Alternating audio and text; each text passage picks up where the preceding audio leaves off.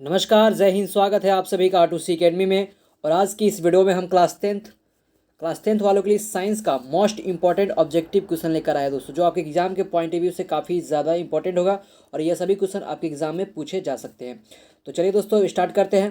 पहला क्वेश्चन है कि प्रकाश की किरणें गमन करती है। तो याद रखना है दोस्तों, जो प्रकाश की किरणें होती है हमेशा सीधी रेखा में गमन करती है। राइट आंसर आपका ऑप्शन नंबर ए हो जाएगा। नेक्स्ट क्वेश्चन देखिए।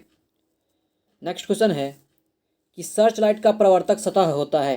ठीक है, जो सर्च लाइट होता है दोस्तों, उसका जो प्रवर्तक सतह होता है कैसा होता है, उत्तल या अवतल या समतल।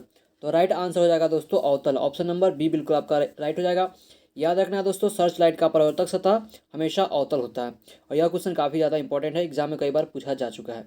नेक्स्ट क्वेश्चन देखिए। नेक्स्ट क्वेश्चन है कि निर्वात में प्रकाश की चाल क्या होती है दोस्तों। निर्वात में प्रकाश की चाल क्या होती है। तो ऑप्शन नंबर आपका ए बिल्कुल सही हो जाएगा, 3 × 10⁸ मीटर पर सेकेंड। ठीक है, ये क्वेश्चन काफ़ी ज़्यादा इंपॉर्टेंट है दोस्तों, VVI इसको आप लगा सकते हैं, एग्जाम में कई बार पूछा गया क्वेश्चन है।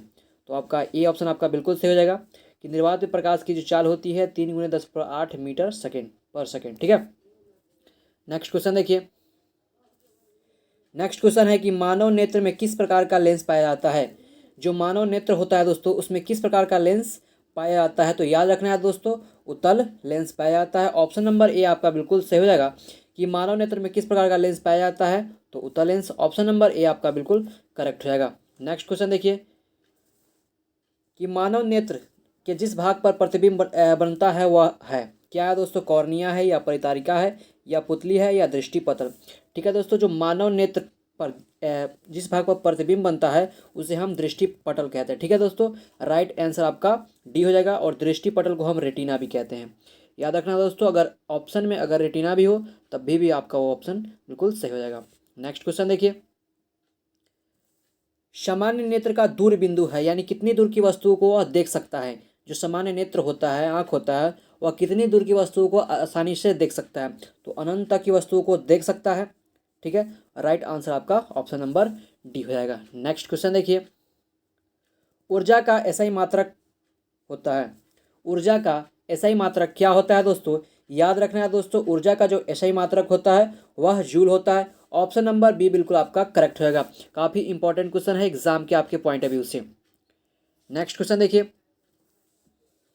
नेक्स्ट क्वेश्चन है, निम्न में किसका अर्थ जल होता है। ठीक है, निम्न में किसका अर्थ जल होता है। तो हाइड्रो का अर्थ जल होता है, यानी डी ऑप्शन आपका बिल्कुल करेक्ट होगा। हाइड्रो का अर्थ दोस्तों जल होता है, डी ऑप्शन आपका बिल्कुल करेक्ट होगा। नेक्स्ट क्वेश्चन देखिए। नेक्स्ट क्वेश्चन है कि विद्युत धारा का एसआई मात्रक क्या होता है दोस्तों। नेक्स्ट क्वेश्चन है कि विद्युत धारा का एसआई मात्रक क्या होता है दोस्तों। तो याद रखना है दोस्तों, विद्युत धारा का जो एसआई मात्रक होता है वह एम्पियर होता है। ऑप्शन नंबर डी आपका बिल्कुल करेक्ट रहेगा। नेक्स्ट क्वेश्चन देखिए। नेक्स्ट क्वेश्चन है कि 1 वोल्ट कहलाता है।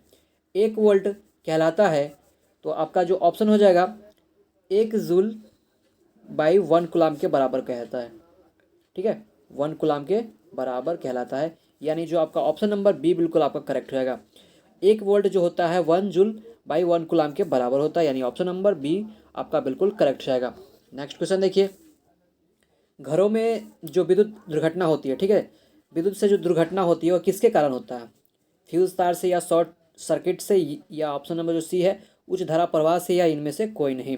जो घरों में विद्युत धारा से दुर्घटना होती है दोस्तों वह किसके कारण होती है, शॉर्ट सर्किट के कारण आग लग जाती है। ठीक है दोस्तों, ऑप्शन नंबर बी बिल्कुल सही हो जाएगा। नेक्स्ट क्वेश्चन देखिए। फ्लेमिंग के वामहस्त नियम के अनुसार, ठीक है, अंगूठा किसकी दिशा में संकेत करता है, धारा के या चुंबकीय क्षेत्र का या बल का। ठीक है, तो जो आपका ऑप्शन नंबर बी बल का, चुंबकीय बल का यह किस संकेत करता है, कौन, अंगूठा, फ्लेमिंग के वामहस्त नियम के अनुसार। ठीक है, सी ऑप्शन आपका बिल्कुल सही हो जाएगा। नेक्स्ट क्वेश्चन देखिए। नेक्स्ट क्वेश्चन है कि ग्लोबल वार्मिंग के लिए उत्तरदायी कौन है। ठीक है, O2 है या NH3 है, CO2 है या N2। ठीक है, जो ग्लोबल वार्मिंग के लिए जो उत्तरदायी गैस है दोस्तों वह कार्बन डाइऑक्साइड है, यानी CO2। ठीक है, ऑप्शन नंबर सी बिल्कुल सही हो जाएगा। नेक्स्ट क्वेश्चन देखिए। साग सब्जियों के विघटित होकर कंपोस्ट बनना किस प्रकार की अभिक्रिया है। साग सब्जी जो दोस्तों होता है वह विघटित होकर कंपोस्ट बन जाता है। ठीक है, तो यह किस प्रकार की अभिक्रिया है। ठीक है, तो यह जो दोस्तों है यह एक ऊष्माक्षेपीय अभिक्रिया है, याद रखना है। यह क्वेश्चन काफ़ी ज़्यादा इंपॉर्टेंट है, कई बार एग्जाम में पूछा गया क्वेश्चन है। ठीक है दोस्तों, नेक्स्ट क्वेश्चन देखिए, यह भी क्वेश्चन काफ़ी ज़्यादा इंपॉर्टेंट है। उपचयन वह प्रक्रिया है जिसमें होता है, ठीक है। तो पहला जो प्रक्रिया होता है वह होता है ऑक्सीजन का, तो इसमें योग होता है और हाइड्रोजन का वियोग होता है। साथ ही साथ दोस्तों इसमें याद रखना है दोस्तों आपका इलेक्ट्रॉन का भी त्याग होता है, यानी जो आपका डी ऑप्शन आपका बिल्कुल सही हो जाएगा। उपचयन वह प्रक्रिया है जिसमें ऑक्सीजन का योग भी होता है और हाइड्रोजन का वियोग भी होता है और साथ ही साथ इलेक्ट्रॉन का त्याग भी होता है, यानी आपका डी ऑप्शन आपका बिल्कुल करेक्ट रहेगा। नेक्स्ट क्वेश्चन देखिए, नेक्स्ट क्वेश्चन है निम्नलिखित में कौन ऑक्सीकारक है। निम्नलिखित में कौन ऑक्सीकारक है। तो दोस्तों जो H2S है, ठीक है, हाइड्रोजन सल्फाइड, ठीक है, हाइड्रोजन सल्फाइड यह ऑक्सीकारक है, ठीक है। ये जो है दोस्तों ऑक्सीकारक है। दोस्तों ऑक्सीकारक क्या होता है, वे पदार्थ जो किसी अन्य पदार्थों को ऑक्सीकृत कर लेते हैं वे दोस्तों ऑक्सीकारक हो जाता है। जैसे ऑक्सीजन भी आपका ऑक्सीकारक पदार्थ है, H2S यानी हाइड्रोजन सल्फाइड भी आपका क्या है, ऑक्सीकारक है, यानी आपका सी ऑप्शन आपका बिल्कुल करेक्ट रहेगा। नेक्स्ट क्वेश्चन देखिए, किसी अम्लीय विलयन का पीएच होता है, किसी अम्लीय विलयन का पीएच कितना होता है दोस्तों। तो याद रखना है दोस्तों अम्लीय जो विलयन का पीएच होता है वह 7 से कम होता है और क्षारीय का 7 से अधिक और लवण का जो होता है 7 के बराबर होता है, ठीक है। यानी इसमें पूछा जा रहा है अम्लीय विलयन का पीएच मान, तो याद रखना दोस्तों 7 से कम होता है। ये काफ़ी इंपॉर्टेंट क्वेश्चन है। नेक्स्ट क्वेश्चन देखिए, सोडियम कार्बोनेट का अणुसूत्र है, सोडियम कार्बोनेट का अणुसूत्र क्या होता है दोस्तों। तो याद रखना दोस्तों सोडियम कार्बोनेट का जो अणुसूत्र होता है वह NaCO3 होता है, ठीक है। याद रखना दोस्तों सोडियम कार्बोनेट का अणुसूत्र क्या होता है दोस्तों, तो NaCO3, यानी ऑप्शन नंबर ए आपका बिल्कुल करेक्ट रहेगा। नेक्स्ट क्वेश्चन देखिए, चूना पत्थर खड़िया एवं संगमरमर किसका रूप है, ठीक है। चूना पत्थर जो खड़िया है और संगमरमर है यह किसका रूप है, ठीक है। तो CaCO3 का रूप है, ठीक है, यानी ऑप्शन नंबर डी आपका बिल्कुल करेक्ट रहेगा। नेक्स्ट क्वेश्चन देखिए, जठरस का पीएच मान क्या होता है, लगभग कितना होता है दोस्तों, यहाँ पे लगभग पूछा जा रहा है। तो जठरस का जो पीएच मान होता है लगभग 1.2 होता है, ठीक है, लगभग की बात किया जा रहा है। ऑप्शन नंबर ए आपका बिल्कुल करेक्ट रहेगा। नेक्स्ट क्वेश्चन देखिए, लोहा से जिंक लेपित करने की क्रिया को क्या कहते हैं दोस्तों। लोहा से जिंक को लेपित करने की क्रिया को हम क्या कहते हैं, तो गैल्वीकरण कहते हैं। ऑप्शन नंबर बी आपका बिल्कुल करेक्ट रहेगा। नेक्स्ट क्वेश्चन देखिए,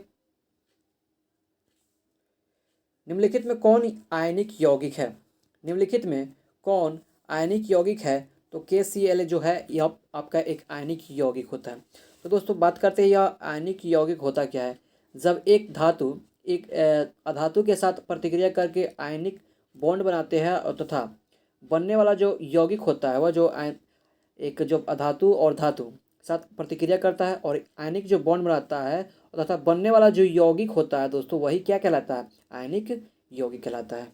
तो इसमें पूछा जा रहा है कि आयनिक यौगिक कौन है दोस्तों, निम्नलिखित में कौन जो आयनिक यौगिक है। तो KCl आपका राइट आंसर हो जाएगा, यानी सी ऑप्शन आपका बिल्कुल करेक्ट रहेगा। नेक्स्ट क्वेश्चन देखिए, बॉक्साइड निम्नलिखित में किस धातु का अयस्क है।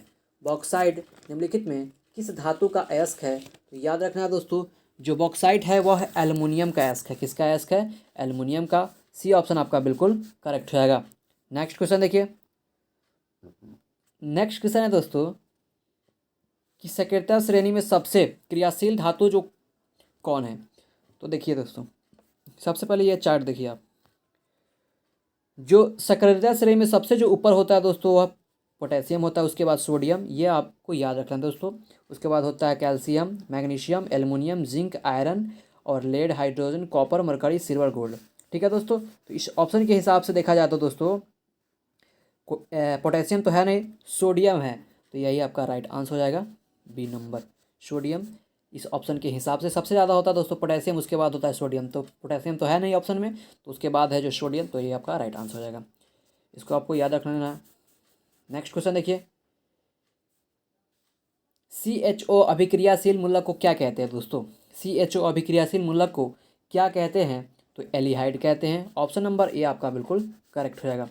नेक्स्ट क्वेश्चन देखिए, इथाइल अल्कोहल का अणुसूत्र क्या है।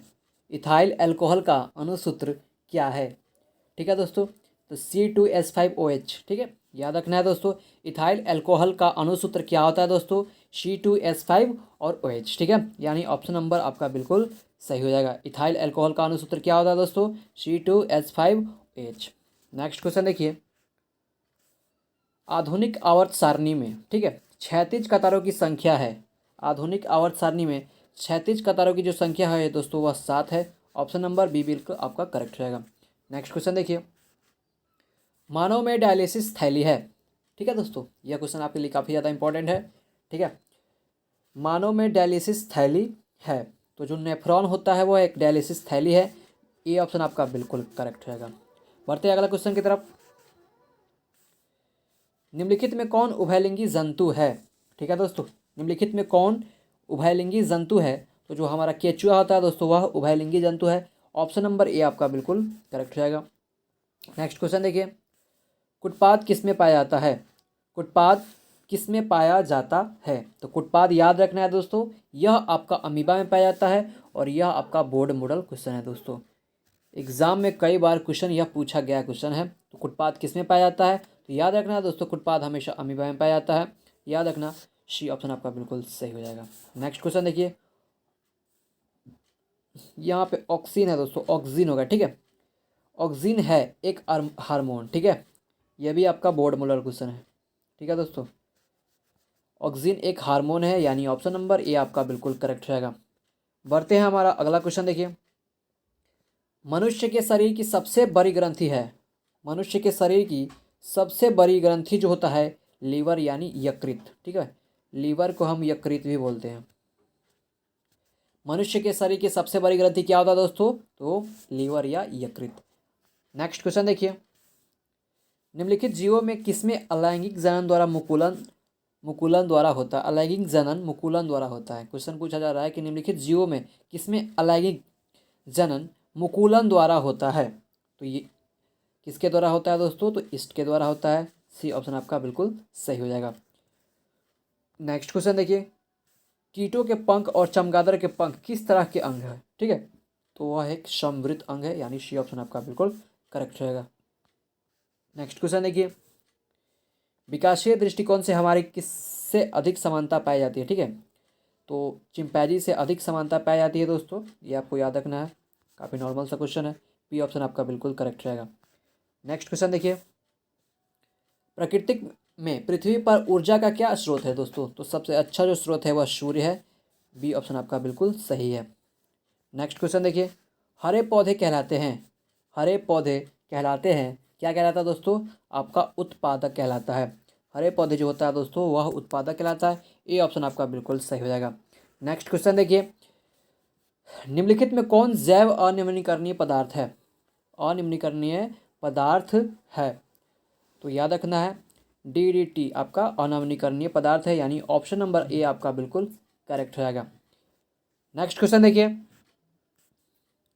निम्न में कौन प्राकृतिक संसाधन नहीं है? निम्न में कौन प्राकृतिक संसाधन नहीं है? तो आपका जो जीवधारी होता है दोस्तों वह प्राकृतिक संसाधन नहीं होता है। ऑप्शन नंबर डी आपका बिल्कुल सही हो जाएगा। नेक्स्ट क्वेश्चन देखिए, नेक्स्ट क्वेश्चन है कि यूरो 2 का संबंध क्या होता है? ठीक है, यूरो 2 का संबंध क्या है? किससे है? वायु प्रदूषण से। ऑप्शन नंबर ए आपका बिल्कुल सही हो जाएगा। ये थे दोस्तों आपके 40 मोस्ट इंपॉर्टेंट साइंस के क्वेश्चन जो आपके एग्जाम के पॉइंट ऑफ व्यू से काफ़ी ज़्यादा इंपॉर्टेंट होगा। तो चलिए दोस्तों, तब तक के लिए गुड बाय, मिलते हैं अगले वीडियो में।